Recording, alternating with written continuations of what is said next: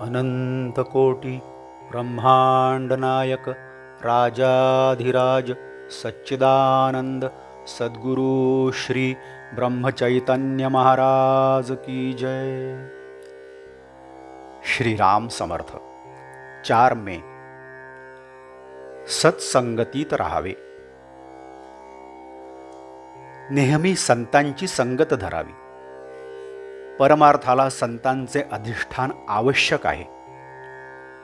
संत आपल्या जवळच असतात, त्यांना पाहायला कुठे जावे लागत नाही।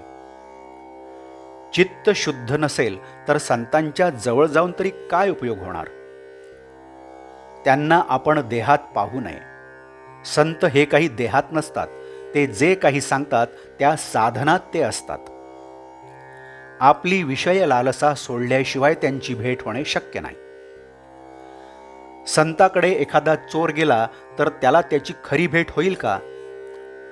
तो ज्या हेतूने जातो त्या हेतूने त्याला फार तर तिथे चोरी करता येईल, परंतु संतांपासून जे खरे मिळवायचे ते साधेल का? आपण जर चित्त शुद्ध करून गेलो तर आपल्याला त्यांची भेट होते आणि भेट झाल्यावर जे त्रिभुवनातही मिळणार नाही ते देतात। एक जण एका संताकडे नेहमी दर्शनाला येत असे।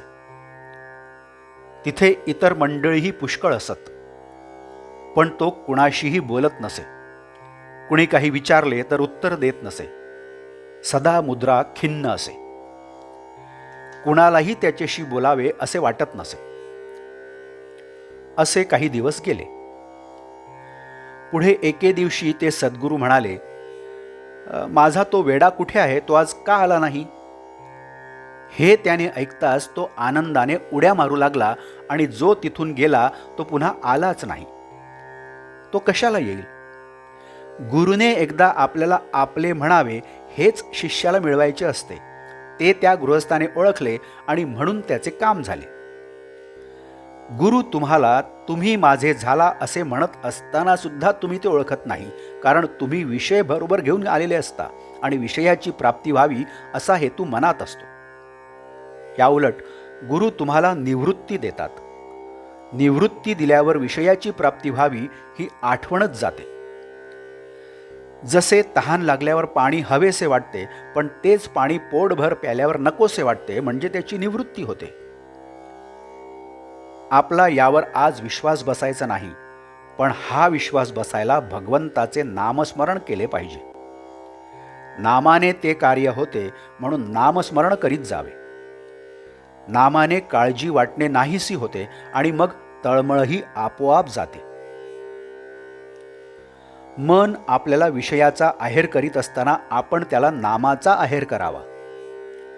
आपण आपल्या अंतःकरणाला नामाची धग लावावी। त्याने अंतःकरण उकळले की दोष वर येतील, ते काढून टाकले की अंतःकरण शुद्ध होईल। शुद्ध अंतःकरण ठेवून नाम घेतले तर भगवंताच्या कृपेचा अनुभव येईल। नामानेच अंतरंग शुद्ध बनते। नामानेच मन अंतरात प्रवेश करून स्थिर बनते। आजचे बोधवाक्य, संत सांगतील तेच करणे हीच त्यांची खरी सेवा होते। जानकी जीवन स्मरण जय जय राम। नमस्कार। कृपया या चॅनलला अजूनही आपण सबस्क्राईब केलं नसेल तर सबस्क्राईब करावं ही विनंती। आपण लाईक करा, शेअर करा आणि कॉमेंट्सही करा। धन्यवाद।